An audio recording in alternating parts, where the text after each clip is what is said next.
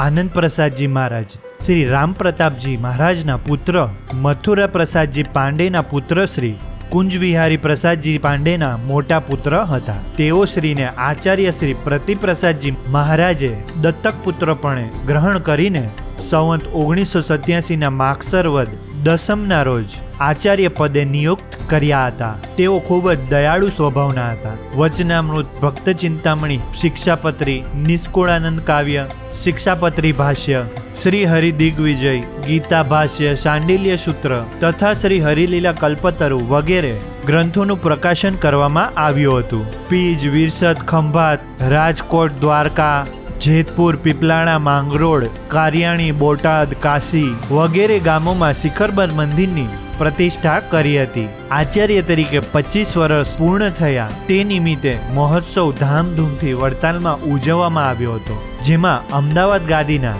આચાર્ય શ્રી દેવેન્દ્ર પ્રસાદજી મહારાજ સહકુટુંબે પધાર્યા હતા અને અભિનંદન પત્ર પણ પાઠવ્યો હતો. સમય જતાં સ્વ ઈચ્છાથી જ નિવૃત્તિ લઈને નરેન્દ્ર પ્રસાદજી મહારાજને વડતાલ ગાદીના આચાર્ય સ્થાપ્યા. આવા ને આવા વિડીયો જોવા માટે ચેનલને સબસ્ક્રાઇબ કરજો. ઇન્સ્ટાગ્રામ અને ફેસબુક પર જોતા હોય તો લાઇક ને ફોલો કરવાનું ભૂલતા નહીં. જય સ્વામિનારાયણ.